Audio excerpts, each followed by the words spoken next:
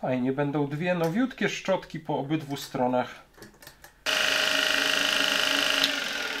Ok, wyłączam nasz transformator. Myślę, że ten test silnika po wymianie, tym razem już obydwu szczotek, wypadł całkiem fajnie i myślę, że możemy ten silnik montować ponownie w odkurzaczu. Dobra, silnik mamy już tutaj w tej plastikowej obudowie, mocno zamontowany w tym korpusie odkurzacza. Powinno to działać. Niestety przyznaję, że zaczyna mnie niepokoić to, że wraz ze wzrostem napięcia coraz bardziej zaczynają iskrzyć te szczotki. Zamontujmy teraz w takim razie ten silnik. Ponownie robimy próbę z podłączeniem tego tym razem silnika. No i teraz muszę powiedzieć, że działa to dużo lepiej. Kompletnie nie widać tutaj na tym silniku żadnego iskrzenia. Ok, jeszcze dałem tutaj od środka taką dosyć grubą warstwę kleju, tak żeby ta część mogła się tutaj ruszać, a tu będzie przyczepiona sprężynka. Zmierzę samą sprężynkę bez tych zaczepów najpierw. No i chyba już, tak jak widzicie, chyba się to już trzyma. Tutaj wychodzi ten przewód z wyłącznika, łączy się z tym czarnym idącym do silnika. O, wyłączony. Włączony.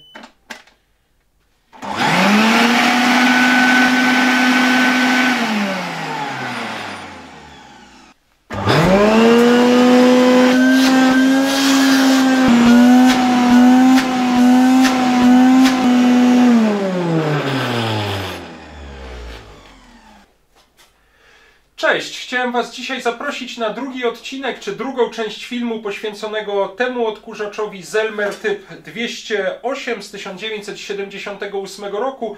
Ja nawet się troszeczkę pospieszyłem, bo zacząłem sobie ten odkurzacz, czy obudowę tego odkurzacza w środku przecierać odrdzewiaczem.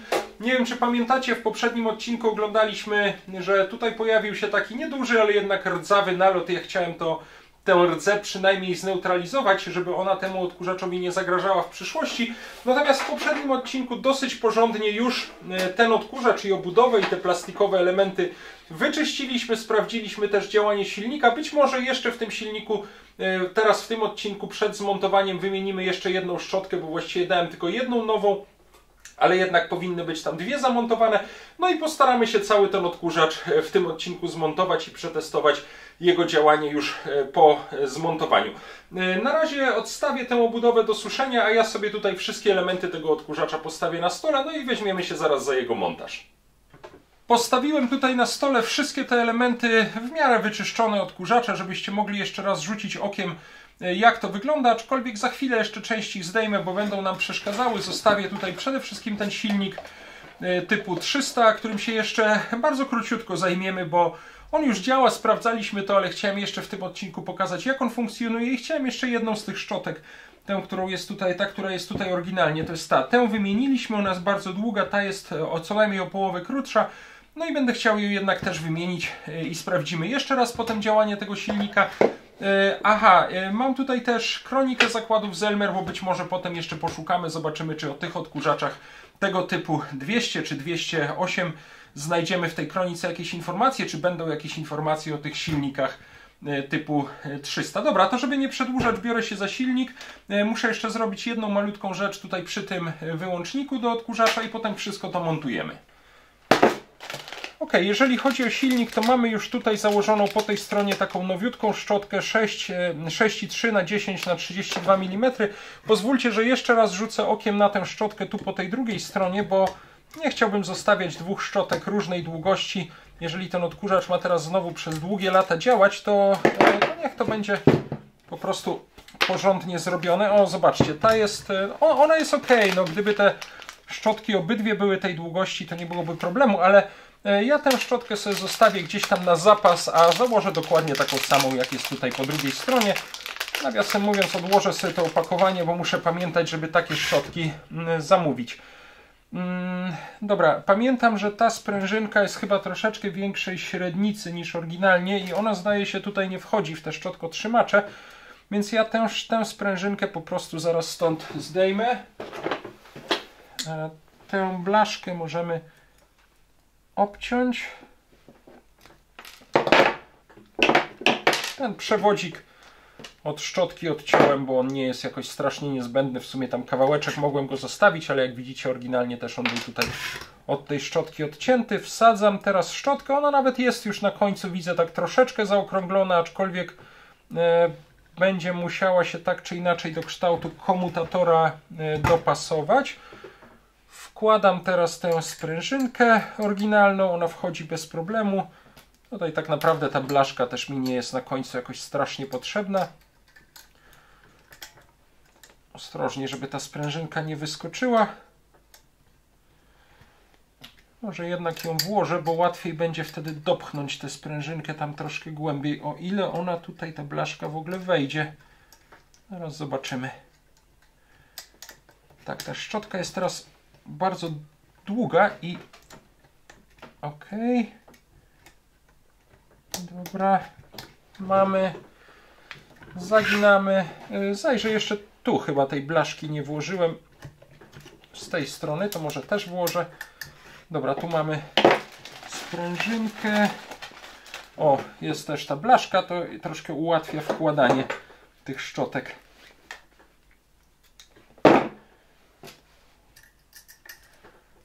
Fajnie, będą dwie nowiutkie szczotki po obydwu stronach w silniku.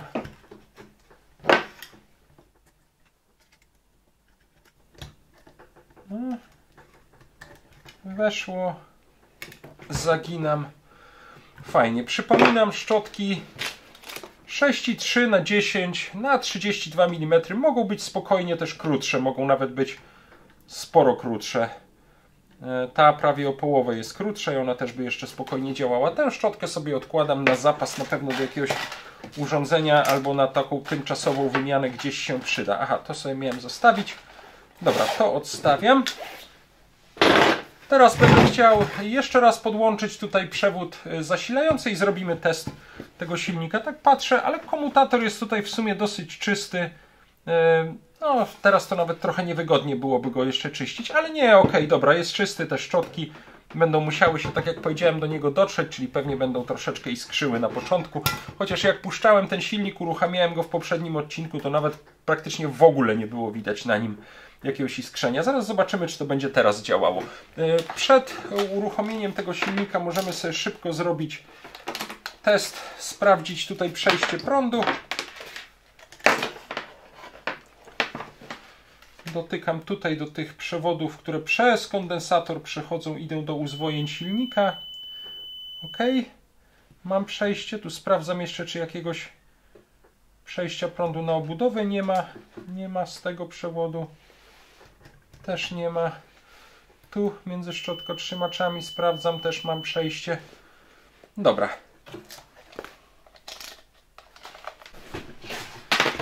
No to biorę sobie ten przewód, który zawsze służy mi do testów. Musimy tutaj te przewodziki w nim solidnie umocować.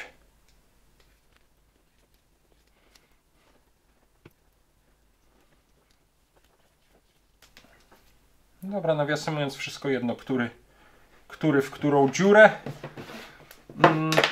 Teraz postawię sobie silnik jak zawsze troszeczkę pod kątem, żeby on mógł tutaj zasysać powietrze. Tradycyjna uwaga, nie uruchamiamy silników przy napięciu sieciowym 230 V, bo on może się zacząć tutaj w niekontrolowany sposób po tym stole obracać. Zresztą kiedyś być może na jakimś filmiku pokażę, czym grozi takie uruchomienie. Podłączamy go sobie do regulatora napięcia, albo tak naprawdę to chyba robiłem ten test z moim transformatorem ochronnym, co jest nawet bezpieczniejsze niż ten regulator napięcia. Więc teraz też tak zrobimy. Stawiam sobie tutaj 24V transformator ochronny. Do niego włączam nasz silnik. Wtyczkę transformatora włączam do listwy zasilającej. Włączam listwę zasilającą. Jeszcze chwileczkę. Zakładam sobie okulary ochronne. Zawsze powtarzam, że tu różne brudy mogą z tych silników wylatywać. Co prawda nie przy tym napięciu 24V, kiedy silnik obraca się stosunkowo powoli, ale lepiej zawsze być ostrożnym. Dla bezpieczeństwa powinniśmy też jakieś podgumowane rękawiczki. Te się do takich elektrycznych urządzeń może akurat nie najlepiej nadają. ale jednak też zawsze jakąś ochronę zapewniają. Zakładamy, włączamy transformator. I zobaczcie, nawet przy tym napięciu mniej więcej 24, pewnie tak naprawdę jakieś 26-27 V, ten silnik z tymi nowymi szczotkami bardzo fajnie się obraca. Ta szczotka nie iskrzy w ogóle, chociaż widać, że ona jeszcze nie jest tak całkowicie dobrze dopasowana do komutatora. Na tej szczotce troszeczkę widać iskrzenie, no ale ona się musi dotrzeć. Zobaczmy z ciekawości, jakie napięcie teraz mamy tutaj na tym transformatorze. Ja go sobie ustawiam na zakres do 200 V prądu przemiennego.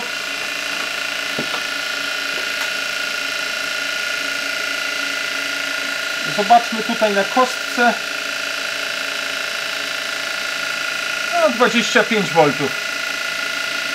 Ok, 25 V. I zobaczcie, jak fajnie ten silnik przy tym stosunkowo niskim napięciu 25 V, jak fajnie i w sumie szybko się obraca. On tutaj praktycznie niewiele zasysa, ale jednak działa całkiem fajnie.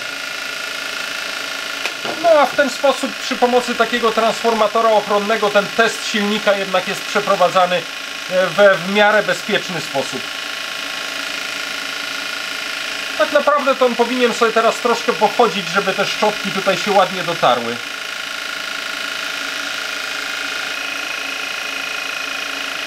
O, mogę Wam nawet ten silnik w ten sposób pokazać. Tu przy tym stosunkowo niskim i w miarę bezpiecznym napięciu mogę go w miarę bez obawy dotykać. Nie powinniśmy dotykać tutaj do szczotkotrzymaczy, bo one są oczywiście pod napięciem.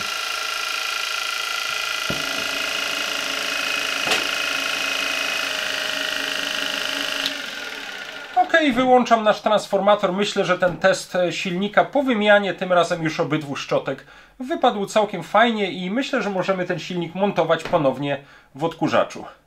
Pozwólcie, że w tym miejscu zrobię malutkie uzupełnienie, które dodaję już na etapie montażu tego filmu. Ja tutaj bardzo dużo przed chwilą mówiłem o tym, jak dobrze działa ten silnik, nawet przy tak niskim napięciu. To jest ten, który trzymam tutaj w ręku. Natomiast jak za chwilę na filmie zobaczycie, niestety nie jest tak dobrze z tym silnikiem, jak myślałem. Po zamontowaniu go w odkurzaczu i przy wyższym napięciu on będzie bardzo tutaj iskrzył na szczotkach, także wyjąłem go, zastąpiłem go w dalszej części tego filmu podobnym silnikiem typu 300.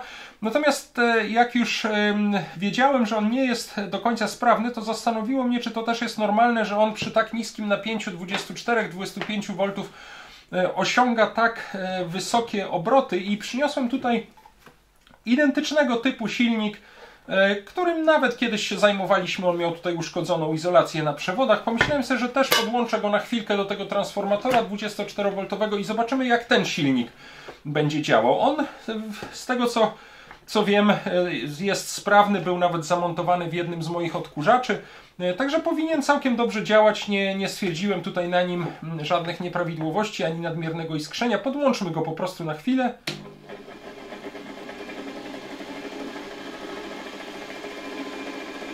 No i w sumie tak, no jak teraz on tutaj pracuje, to też całkiem sprawnie, całkiem szybko się obraca, w zasadzie chyba porównywalnie z tym silnikiem, tak mi się przynajmniej wydaje. On również tutaj zupełnie nie iskrzy przy tym napięciu 24-25 V, także nie wiem, no wydaje mi się, że w takim razie ta praca silnika na tyle, na ile można ją zdiagnozować przy takim transformatorze ochronnym, nie jest nieprawidłowa. Te nieprawidłowości pojawiają się dopiero przy podniesieniu tego napięcia. Przyznaję, że nie mam z tymi silnikami dużo doświadczenia i trochę mnie zdziwiło, że on przy tak niedużym napięciu osiąga takie obroty, jednak w większości przypadków mam do czynienia z takimi starszego typu silnikami i tam w zasadzie mi się to chyba nie zdarzyło. No ale widocznie przy tych silnikach typu 300 jest to możliwe. Także przechodzimy dalej do nagrania i za chwilę zobaczycie, dlaczego ten silnik trzeba będzie w odkurzaczu zastąpić innym. No i mogę już mój transformator odłączyć, mogę odłączyć silnik od transformatora. Myślę, że taki stary transformatorek albo jakiś współczesny jest naprawdę bardzo przydatnym narzędziem przy teście właśnie tego rodzaju starych urządzeń, bo można to stosunkowo bezpiecznie zrobić. Aha, jeszcze przed zamontowaniem myślałem, że znajdę trochę informacji o tym kondensatorze Miflex KSP PZ10, ale prawdę mówiąc mam taki katalog elementy przeciwzakłóceniowe. Tutaj są tego rodzaju kondensatory, ale niestety on jest z 1973 roku, silnik jest z 1987 roku, czyli ten katalog jest kilkanaście lat starszy. Tutaj na przykład mamy taki typowy przy silnikach od odkurzaczy, czy przy agregatach ssących od odkurzaczy stosowany kondensator przeciwzakłóceniowy pięciokońcówkowy typu KPPZ015 ze Spółdzielni Inwalidów Silesia, ale tych KSPPZ10 tutaj nie ma, są KSPZ10, ale to są kondensatory samochodowe. Patrzę, tak, tutaj Spółdzielnia Inwalidów Silesia bardzo dużo, właściwie chyba większość. Krakowskie zakłady elektroniczne Telpot, Kraków, ulica Lipowa 4, też kondensatory przeciwzakłóceniowe, Telpot, no tak, są zakłady podzespołów radiowych Miflex, Kutno, ulica Grunwaldzka 1. Tu jest na przykład taki samochodowy kondensator KPS 011. Miflex, tutaj jest dalej zespół ceramiki radiowej Cerat w Warszawie przy ulicy Kłobuckiej, Spółdzielnia Inwalidów Warta w Zawierciu, to są złącza przeciwzakłóceniowe. Tutaj jeszcze było, przepraszam, Zakład Materiałów Magnetycznych Polfer, zakłady transformatorów radiowych Zatra w Skierniewicach, to oglądaliśmy taki regulator napięcia czy stabilizator napięcia, zakłady radiowe Eltra, zakład w Gniewie. Tę książkę sobie też jeszcze obejrzymy, jak znajdę kilka starych kondensatorów, takich jako przykłady, które są wymienione w tej książce czy w tym katalogu. No niestety tego kondensatora z 1987 roku tutaj w tym starym katalogu nie ma. Ok, mam już tutaj obudowę. Jak widzicie, to malowanie czy zabezpieczenie odrdzewiaczem troszeczkę tutaj pomogło. Mam nadzieję, że tu nie będzie rdzewiało. Co jakiś czas po prostu do tej obudowy zajrzę. Tutaj mam tę gumę, którą wkładam tutaj w mocowanie silnika. Teraz praktycznie chyba lepiej będzie, jak teraz założę tę obudowę na silnik. Tutaj muszę przeprowadzić tylko te przewody przez taki otwór w obudowie, co prawdę mówiąc nie zawsze jest łatwe. Może tak je spróbuję po prostu tutaj przepchać od tej strony. O, one są na szczęście na tyle długie, że w ten sposób sięgają. Tutaj wszystko to ładnie ustawiam. I ok. Nie wiem, czy pamiętacie, z poprzedniego odcinka porównywaliśmy też ten silnik typu 300 z starszym silnikiem typu 84, który był wmontowany w starszych typach takich odkurzaczy, na przykład w Zelmerze 200, takim niebieskim, który oglądaliśmy. I tam dosyć charakterystyczne było, ten silnik 84 był minimalnie, nie wiem, centymetr wyższy i te śrubki, które są tutaj w obudowie, były wkręcone tak jakby w tę pokrywę łożyska.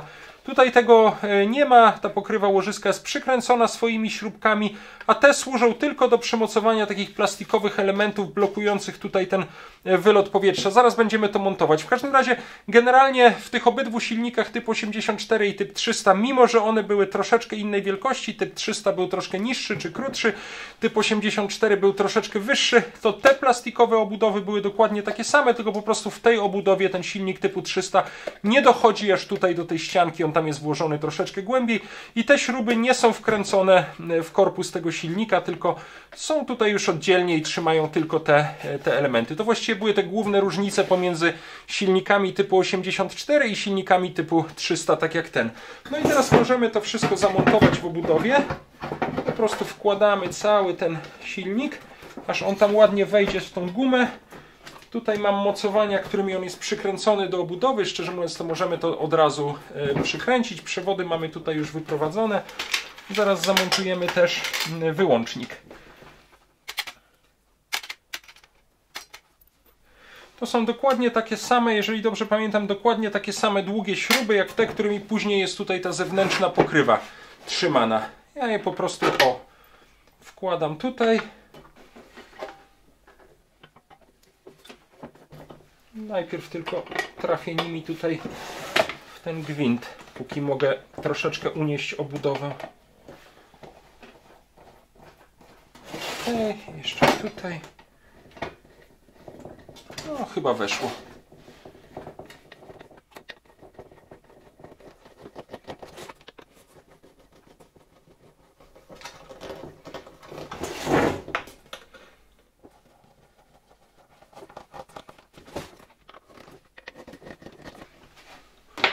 Dobra, silnik mamy już tutaj w tej plastikowej obudowie, mocno zamontowany w tym korpusie odkurzacza. I teraz tak mi przyszło do głowy, że prawdę mówiąc możemy teraz, skoro to się już wszystko mocno trzyma, możemy teraz te przewody podłączyć znowu do naszego regulatora napięcia, już teraz nie do transformatora 24V i możemy wypróbować działanie tego silnika na troszeczkę wyższym napięciu, bo on jest już solidnie zamocowany, także nie ma niebezpieczeństwa, że gdzieś nam się tutaj zacznie przewracać i toczyć po stole. Ok, to ja sobie tutaj znowu podłączę ten przewód zasilający. To jest zawsze troszkę więcej zachodu, ale w sumie nawet fajnie jest testować takie urządzenia na różnych etapach ich montażu, bo jeżeli coś nie będzie działało, to nie musimy potem po kompletnym zmontowaniu znowu wszystkiego rozkręcać, tylko możemy na przykład w tej chwili wyjąć taki silnik i sprawdzić, co jest przyczyną tego, że on nie działa. Zaraz go też uruchomimy, no tylko że muszę znowu troszeczkę pod kątem postawić tę obudowę, bo ten silnik zacznie tutaj od spodu zasysać powietrze, więc musi mieć możliwość, żeby to powietrze tam wpadało. I zaraz podłączę go do regulatora napięcia i zaraz to wszystko uruchomimy. Zrobimy sobie jeszcze test tego silnika po zamontowaniu go w obudowie. Chciałbym tylko jeszcze raz rzucić okiem tutaj na połączenia. Mam już przewód podłączony. Jak to wygląda? Mamy tutaj teoretycznie przejście po tych przewodach. Patrzę, czy gdzieś na obudowę nie ma przejścia prądu, ale nie ma. Powinno to działać.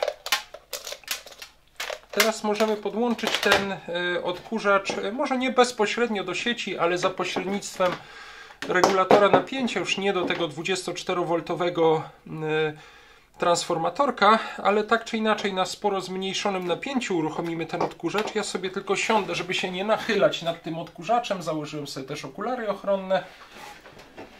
Odkurzacz postawiłem na gumowej podkładce i troszeczkę przechyliłem, no bo on będzie tutaj zasysał powietrze.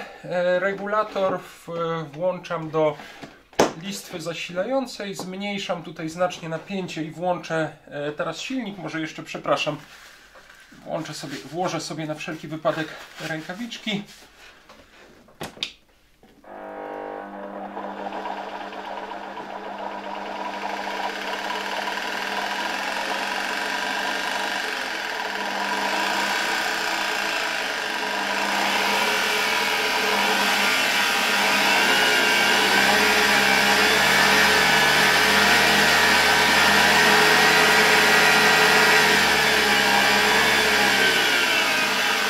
Całkiem ładnie się obraca i reaguje też tutaj na zmiany napięcia na regulatorze.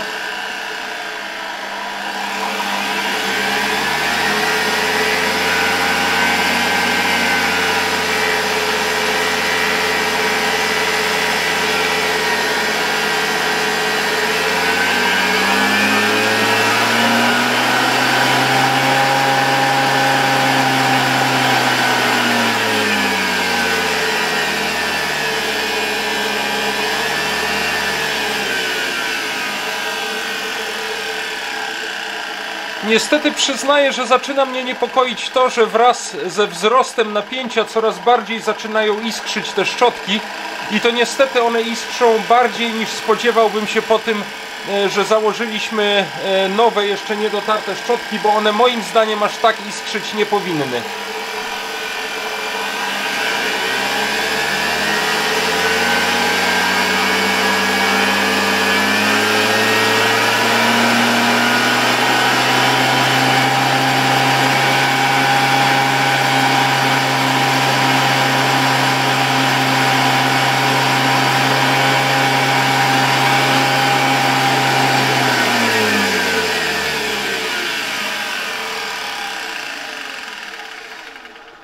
No i teraz muszę powiedzieć, że nie jestem tak do końca z pracy tego silnika zadowolony. Z jednej strony on działa płynnie, reaguje tutaj na te wszystkie poruszenia, zmiany napięcia na regulatorze, ale bardzo iskrzy, nie powinien aż tak iskrzyć.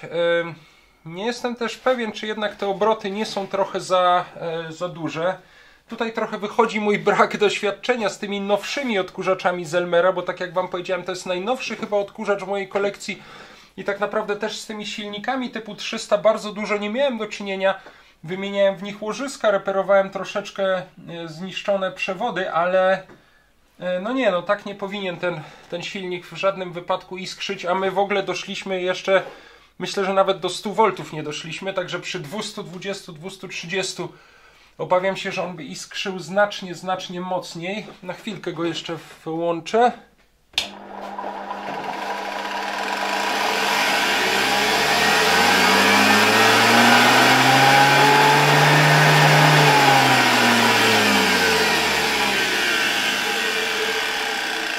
Nie, tutaj przy stosunkowo niedużym napięciu tam się naprawdę zaczynają niedobre rzeczy na tych szczotkach dziać. Słuchajcie, ja chciałbym zrobić jeszcze jedną próbę. Mam praktycznie identyczny silnik typu 300, który chyba rok temu zajmowaliśmy się tym silnikiem. Był on i tematem nagrania. Wymienialiśmy tutaj łożyska. Nawiasem mówiąc, były tutaj łożyska z takiej bułgarskiej, wazowskiej fabryki zbrojeniowej. To jest silnik, który trafił do mnie w bardzo złym stanie. On ewidentnie był przewijany, bo tutaj widać taki wystający drut, który fabrycznie było to troszeczkę inaczej robione. On byłby tutaj izolowany. Natomiast ewidentnie był ten silnik, tak mi się przynajmniej wydaje, przezwajany, ale on powinien fajnie działać. Co prawda od roku go nie uruchamiałem, ale ten silnik powinien być zupełnie dobrze sprawny. Chyba w nim szczotki też wymienialiśmy nawet. Także ja wyjmę jednak ten silnik, który znajduje się tutaj, włożę ten i zobaczymy, jak ten odkurzacz będzie działał z tym silnikiem. To jest, tak jak powiedziałem, również silnik typu 300. Ten pochodzi z 85 roku.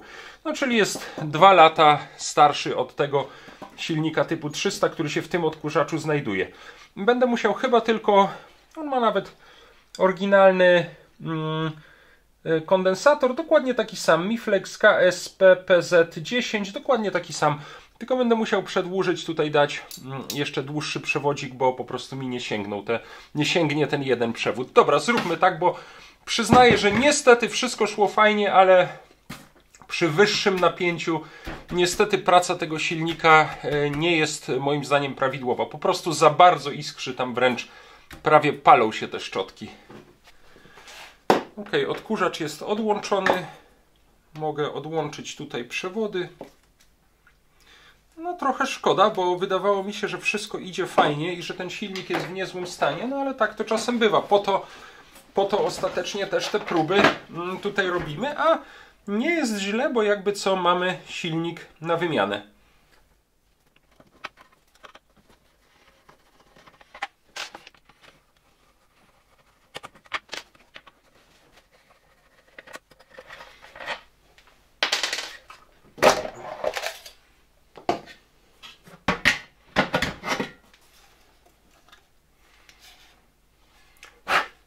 Dobra, ten silnik sobie jeszcze dokładniej obejrzymy. Przygotuję tylko ten do montażu, czyli przedłużę ten jeden przewodzik. Mam już tutaj dopasowany taki kawałeczek przewodu. Jeszcze tylko to pocynuję, zlutuję. Ok, przewody mam już ładnie zlutowane. Teraz nasunę tylko termokurczkę i będziemy mieć ten przewód, myślę, wystarczająco przedłużony. Aha, jeszcze tu końcóweczkę tylko pocynuję.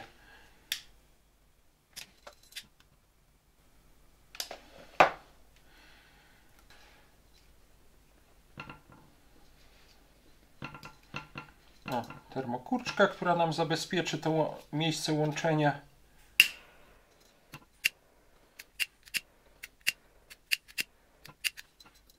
Ok. No to jeszcze na wszelki wypadek też sprawdziłem szczotki, ale one są duże. Także nie powinno być tutaj problemu w najbliższym czasie. Zresztą pamiętam, że było to wszystko w filmie o tym silniku. Dam go zresztą jako link pod koniec tego odcinka. Były dosyć ciekawe, właśnie tak jak już chyba wspomniałem, bułgarskie łożyska z takiej dużej bułgarskiej fabryki zbrojeniowej. zamontowane w tym silniku typu 300. Nie mam pojęcia, czy fabrycznie, czy później podczas jakiejś wymiany łożysk, podczas jakiegoś serwisu, naprawy tego silnika, może właśnie wtedy, kiedy był on również przewijany, założono te bułgarskie łożyska. O, weszła ta blaszka, zaginam. Zamontujmy teraz w takim razie ten silnik w obudowie. To będzie w ten sposób, czyli przywody będą wychodziły tędy.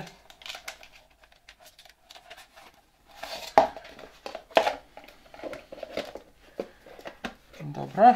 O. I wstawiam teraz ten wymieniony silnik zamiast tego, który oryginalnie się w tym odkurzaczu znajdował. Wstawiam go teraz do obudowy. Dokładnie tak samo jak robiliśmy poprzednio.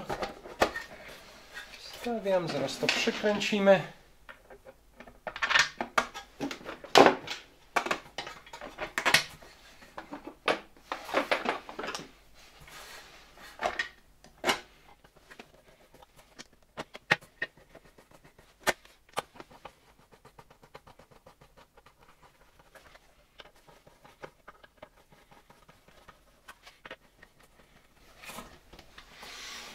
Ok, podłączam teraz ponownie do tego silnika ten nasz przewód zasilający i zaraz zrobimy test, jak teraz ten odkurzacz będzie pracował. Bardzo mnie to ciekawi.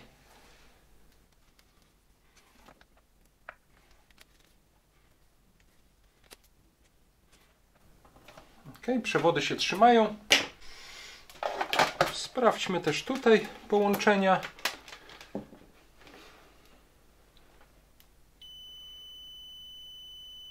Okay.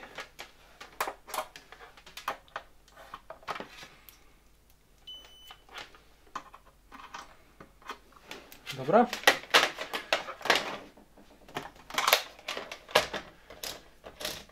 No to w takim razie ponownie robimy próbę z podłączeniem tego tym razem silnika do regulatora napięcia.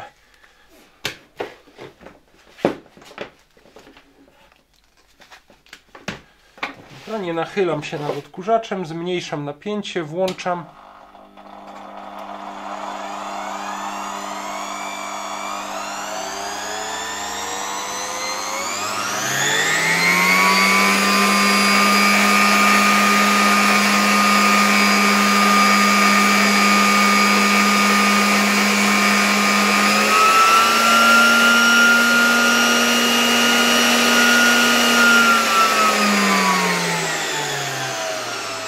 No i teraz muszę powiedzieć, że działa to dużo lepiej. Kompletnie nie widać tutaj na tym silniku żadnego iskrzenia. I też mam wrażenie, że jednak te obroty są troszeczkę niższe. Także ten silnik mam wrażenie, że też osiągał za duże obroty. Nie powinno tak być.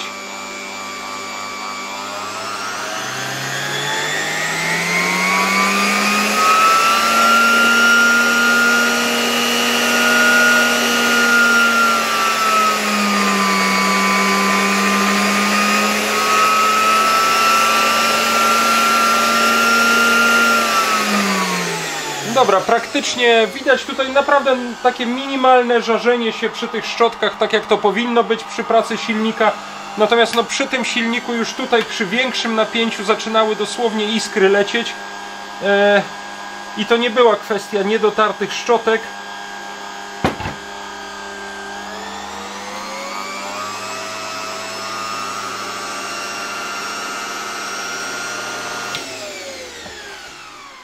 Ok, myślę, że ten silnik typu 300, który tutaj założyliśmy, ten z 85 roku, możemy na razie zostawić. A ja spróbuję jednak zdiagnozować, o co chodzi z tym silnikiem. No przypuszczam, że niestety albo wirnik, prawdopodobnie tak, no coś tutaj musi być uszkodzone. Tutaj też bardzo chętnie poprosiłbym Was o poradę, co Waszym zdaniem sprawia, że ten silnik nawet na niedużym napięciu pracuje przy tak dużych obrotach i że dochodzi tutaj wraz ze wzrostem napięcia do bardzo zwiększonego iskrzenia na tych szczotkach. Oczywiście ja też popróbuję jeszcze coś z nim robić. Przy niskim napięciu wydaje się, że ten silnik działa prawidłowo, aczkolwiek też trochę mnie zaskoczyło, że nawet przy tych 24-25 V on osiągał już tak wysokie obroty. Ten silnik takich obrotów nie osiągał przy tym napięciu. Natomiast no powyżej 100 V tutaj dosłownie leciały iskry z niego, z obydwu chyba tych szczotek. Tej tak dobrze nie widziałem, tą widziałem dobrze. Te szczotki nawet już troszeczkę się tutaj dotarły do kształtu tego komutatora, ale absolutnie nie powinno to aż tak iskrzeć. Także trzeba będzie się temu silnikowi jeszcze przyjrzeć, co jest nawet fajne, bo zrobimy też o nim jakiś dodatkowy odcinek. Dobra, ten może zostać. W takim razie odłączam tutaj wszystko od listwy, od regulatora, odłączam ten przewód i zajmujemy się dalej montażem naszego odkurzacza z tym wymienionym silnikiem typu 300.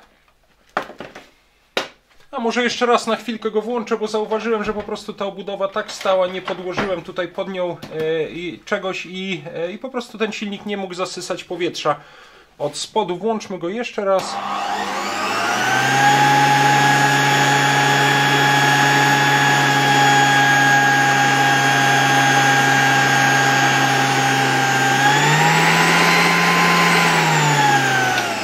Tak, i teraz od razu bardzo fajnie czuć tutaj, jak dmucha powietrze.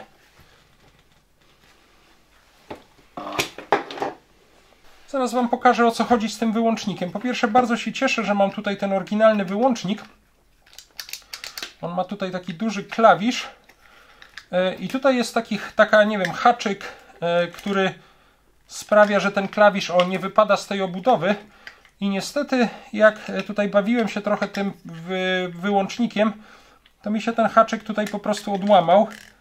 No i teraz będę chciał go przykleić, bo inaczej będzie mi ta cała klapka tutaj odpadała. Dziękuję za jedną z porad w komentarzach. Przeczytałem tam, że w serwisach fabrycznych do klejenia plastikowych części w Zelmerach używano takiego kleju do plastikowych rur wodociągowych. Ja sobie ten klej zamówiłem. Zresztą jak to się sprawdzi, to kupię go sobie więcej. Natomiast no jeszcze go nie mam. Spróbuję to po prostu dzisiaj przyczepić jakimś takim zwykłym klejem typu kropelka. I zobaczymy, czy to się będzie trzymało. A jeżeli nie, to wtedy jeszcze raz to tym klejem będę wtedy kombinował.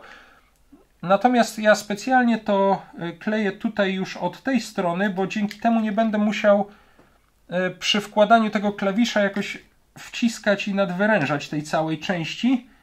I mam nadzieję, że w ten sposób będzie się to po prostu już trzymało.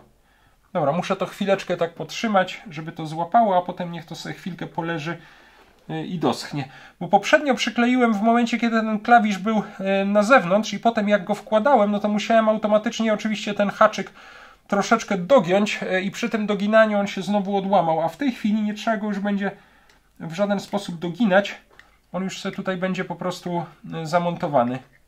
O, będzie się tylko tak ruszał, ale nie będzie już w żaden sposób wciskany.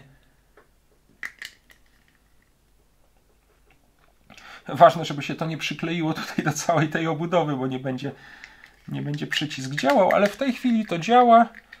A ten haczyk tutaj, o, widzicie, trzyma cały ten przycisk i zabezpiecza go przed wypadnięciem. Mam nadzieję, że w ten sposób będzie to funkcjonowało. Dobra, niech to sobie chwilkę poleży i powysycha. Ok, jeszcze dałem tutaj od środka taką dosyć grubą warstwę kleju na gorąco. Wydaje mi się, że teraz będzie to już zabezpieczone przed odłamaniem. Jakby zacząć to wyjmować, to pewnie by się to odłamało, ale przyznaję, że mam teraz wrażenie, że się to nawet całkiem solidnie trzyma. I tutaj nie ma większych naprężeń, także myślę, że powinno to ten klawisz wyłącznika w miejscu trzymać.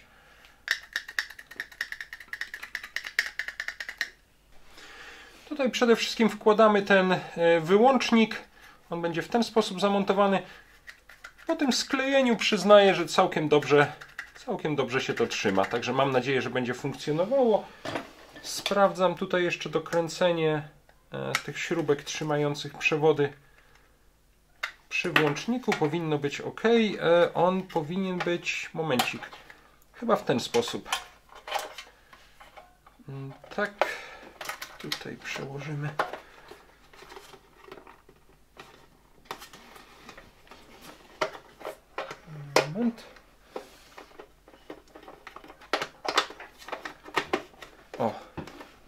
Dobrze? Chyba tak. Dobra, tutaj mamy już przewody, potem on będzie...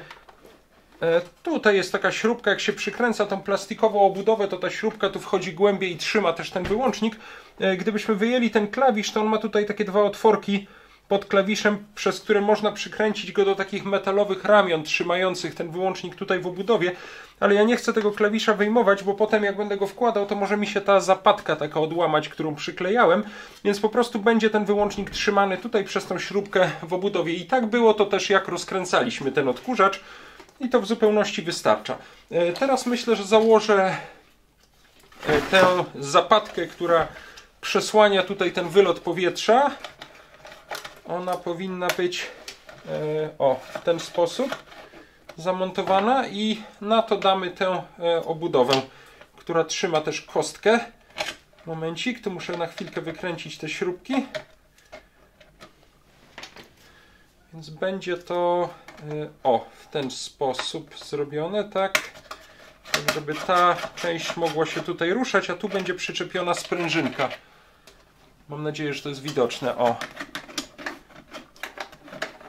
W ten sposób. A tutaj będzie właśnie sprężynka. Dobra, przykręcam teraz te śrubki, tak jak wspominałem. W odkurzaczu Zelmer 200 z silnikiem typ 84 te śrubki wkręcało się jednocześnie w takie dwa otwory trzymające też pokrywę łożyska w silniku, natomiast tutaj nie, tutaj jest to tylko do tej brązowej, plastikowej obudowy przykręcone.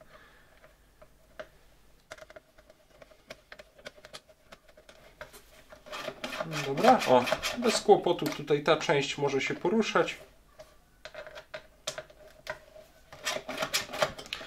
Załóżmy teraz sprężynkę. Przy okazji może zmierzę, jakiej wielkości jest ta sprężynka, bo wiem, że ostatnio z komentarza wiem, że jednemu z kolekcjonerów odkurzaczy takiej sprężynki właśnie brakowało. Mam tutaj miarkę. Zmierzę samą sprężynkę bez tych zaczepów najpierw. Ona ma w takim ściśniętym stanie niecałe 18 mm.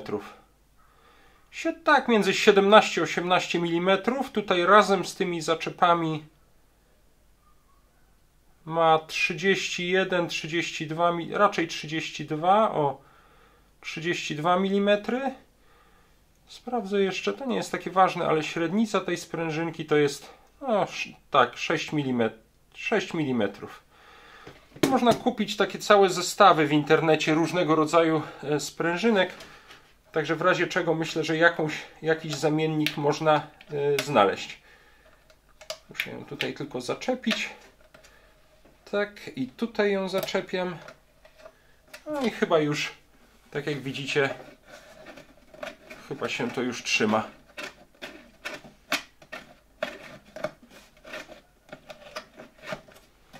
Dobra. Zrobimy tak, tu będzie jeden przewód, to od razu go wkładam. Tutaj będzie jeden przewód idący do uzwojeń silnika.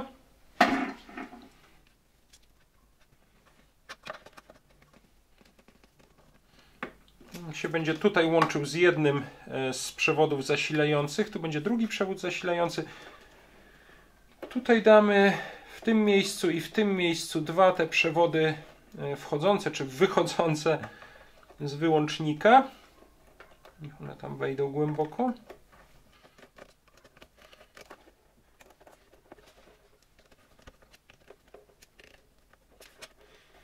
Dobra, mocno siedzą. Tutaj z jednym z nich, z tym będzie połączony też przewód zasilający, a ten idący do uzwojeń silnika będzie się tutaj łączył z jednym z tych przewodów z wyłącznika. Tutaj. Zaraz to sobie jeszcze obejrzymy. Zrobię też zdjęcie. Dobra. I teraz wezmę sobie tę pokrywę z przewodem zasilającym. Tutaj mam te dwa przewodziki. Tak naprawdę wszystko jedno, który gdzie, ale musimy je tutaj połączyć. Ten brązowy połączymy z tym brązowym idącym do silnika. Moment.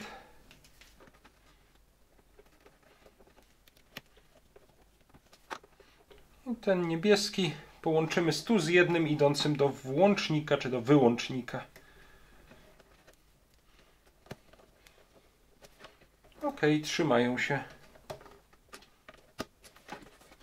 Spójrzcie jeszcze raz, zanim tę kostkę zamkniemy, tutaj wsadzimy głębiej. Przewód zasilający, ten brązowy przewód łączy się z tym idącym do silnika, ten niebieski łączy się z tym idącym do wyłącznika. Tutaj wychodzi ten przewód z wyłącznika, łączy się z tym czarnym idącym do silnika. Myślę, że powinno to być w porządku. Możemy teraz tę kostkę wsadzić tutaj głębiej i przykręcić. O, kostka już tu siedzi głębiej, wkładam jeszcze śrubkę, którą ona jest trzymana w obudowie i przykręcam. Tutaj ewentualnie jeszcze te przewody, ale w sumie to nie przeszkadza, nie wiem, możemy je jeszcze tutaj jakąś taśmą izolacyjną złapać albo takim jakimś przewodzikiem, o tu je możemy włożyć pod to będą się zawsze troszkę trzymały.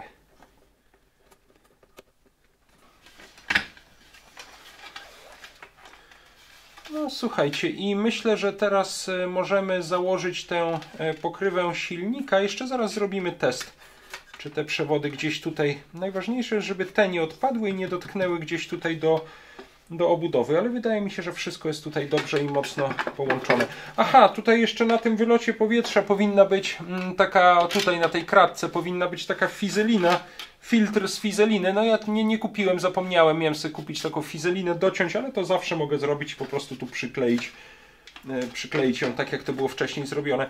Ta fizelina, czy ten filtr, który tutaj był już po prostu tak strasznie brudny, że nie było sensu go zostawiać. Patrzę, czy nie zapomnieliśmy o jakichś śrubkach. Chyba nie, zresztą to zaraz się okaże.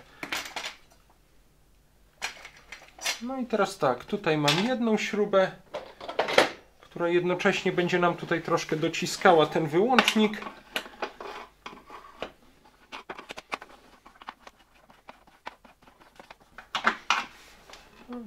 Jeszcze ją zaraz dokręcę. No i tutaj mamy z drugiej strony też jeszcze dwie śrubki.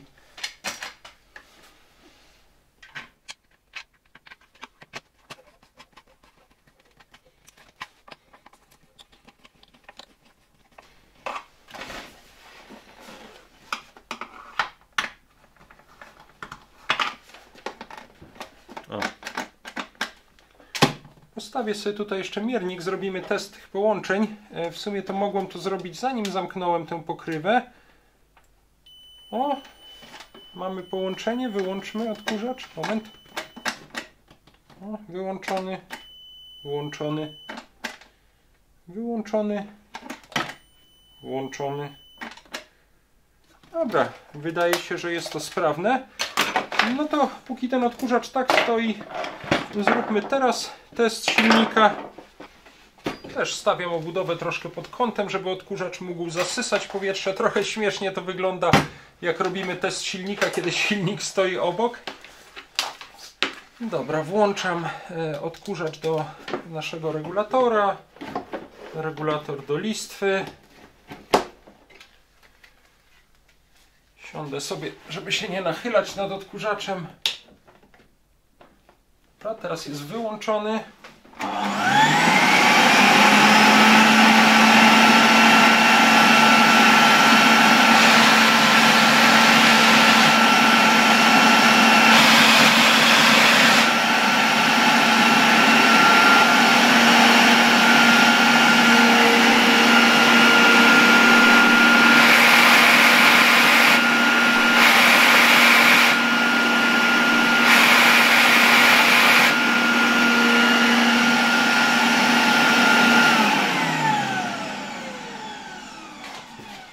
Naprawdę fajnie to działa. Cieszę się, że wzięliśmy ten sprawny silnik, bo no tutaj mogłoby być różnie przy tym silniku. O, teraz dam ten regulator, tak, nie wiem, nie ma tu skali, ale mniej więcej około 220-230 V teraz powinno być.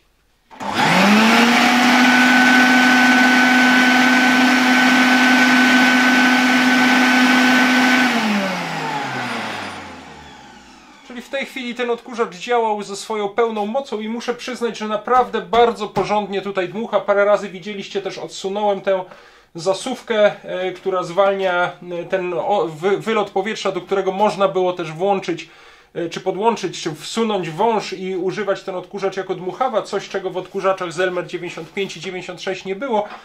I tutaj naprawdę wtedy też przez ten otwór bardzo, bardzo porządnie ten odkurzacz dmucha. Czyli wydaje mi się, że wszystko jest sprawne, bardzo się z tego cieszę i możemy teraz tak naprawdę założyć pokrywę worka na kurz, no i oczywiście włożyć worek na kurz do środka.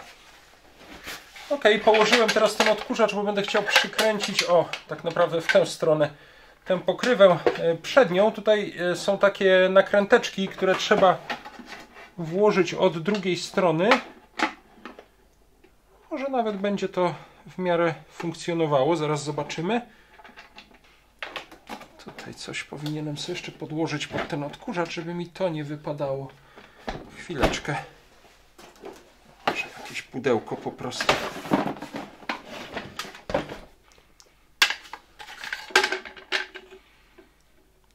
Dobra. No i teraz spróbuję wkręcić tutaj w to śrubę. Chyba nie trafiłem. No, zawsze niestety z przykręceniem tej pokrywy mam jakiś taki problem. Tutaj na przykład się dobrze wkręca. Fajnie, to teraz już chyba ta śruba też powinna trzymać. Teraz chyba wchodzi. Jedna śruba, teraz druga.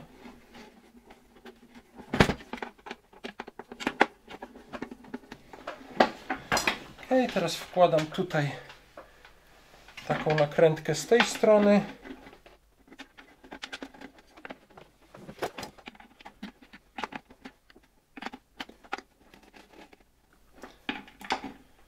Dobra.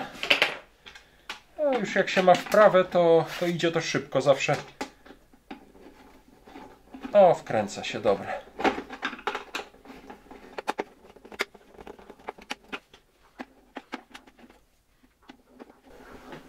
Tak, chyba w tej pozycji najwygodniej to robić. Tak pionowo byłoby, przy pionowo stojącym odkurzaczu byłoby niewygodnie.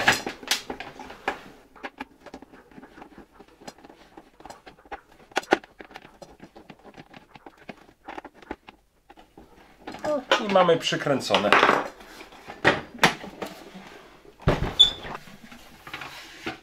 No i jeszcze ostatnie elementy, czyli wkładam tutaj worek na kurz. Dobra. I włożę tutaj jeszcze tę dodatkową pokrywę z takim pustym papierowym workiem. Mogę zamykać. Zatrzask dobrze trzyma. Ok.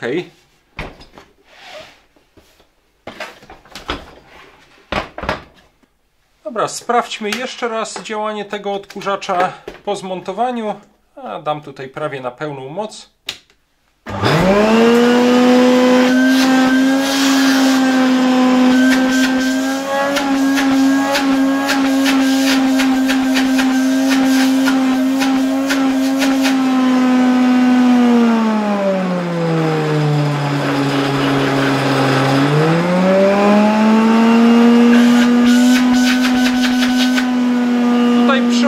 Zauważyłem, że całkiem fajnie działa ten wskaźnik zapełnienia worka na kurz.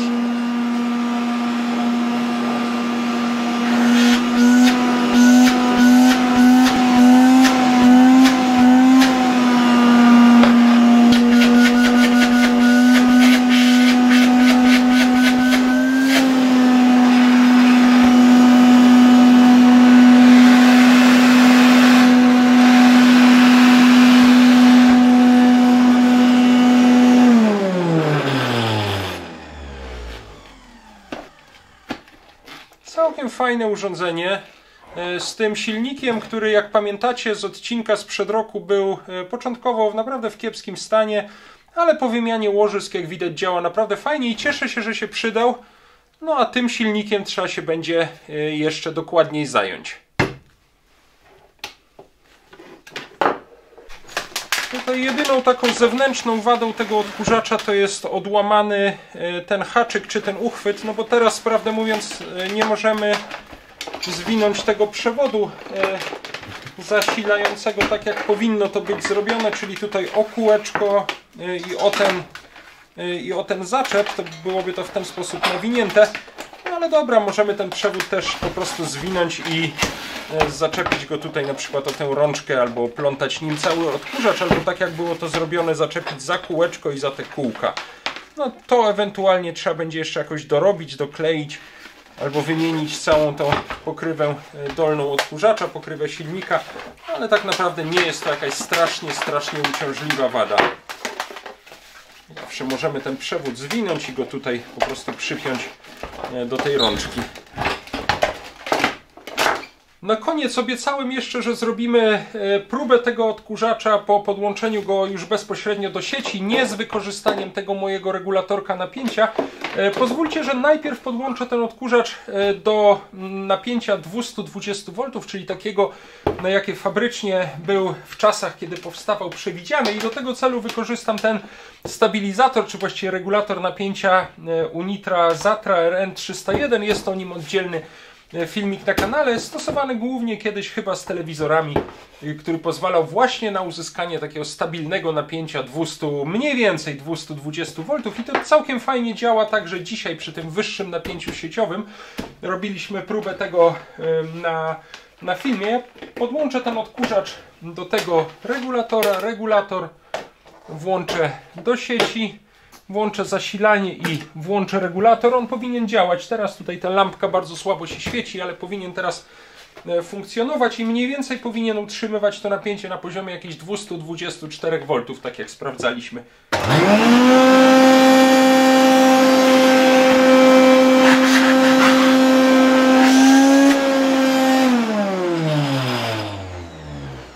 I odkurzacz z tym regulatorem bardzo fajnie działa. Wyłączę go i podłączę teraz ten odkurzacz bezpośrednio do sieci. Tutaj jest ponad 230, około 238-239 V jest tutaj u mnie w tej listwie. Zobaczmy, co będzie teraz.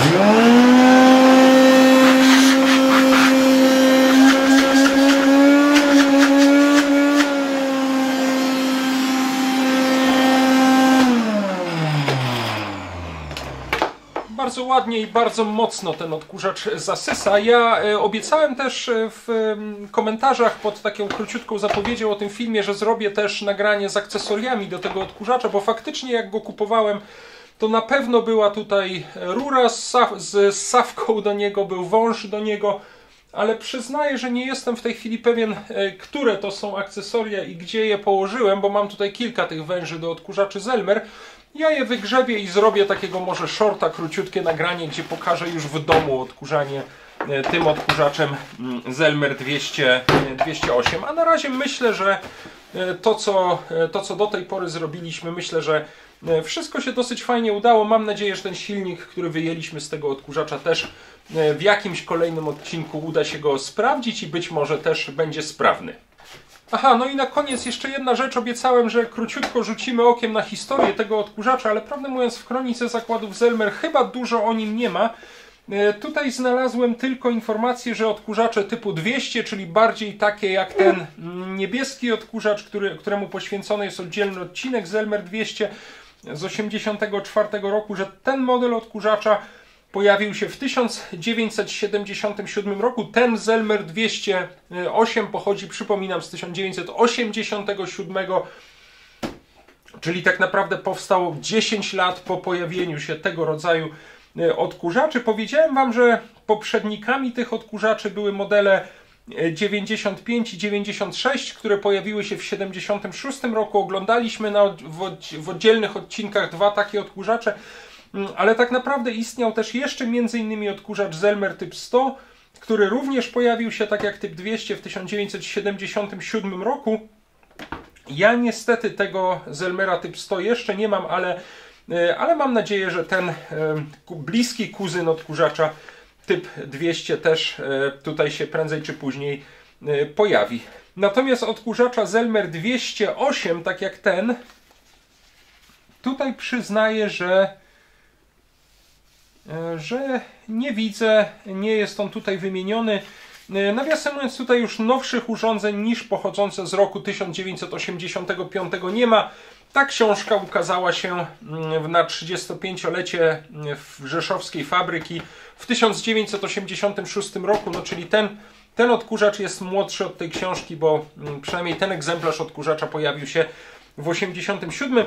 Tego typu odkurzacza tutaj nie ma, jest ten troszeczkę wcześniejszy model typ 200, który tak naprawdę od tego odkurzacza różni się tylko zawartym w nim silnikiem. Tam typ 84, tutaj typ 300.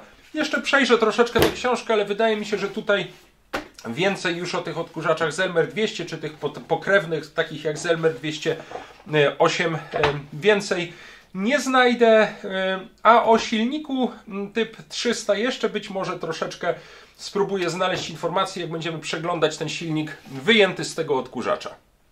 Nie chciałbym tego odcinka już bardziej przedłużać, bo on i tak wyszedł dosyć długi. Przyznaję, że jak zaczynaliśmy to dzisiejsze nagranie, ten dzisiejszy odcinek, to myślałem sobie, ojej, to będzie takie dosyć krótkie nagranie.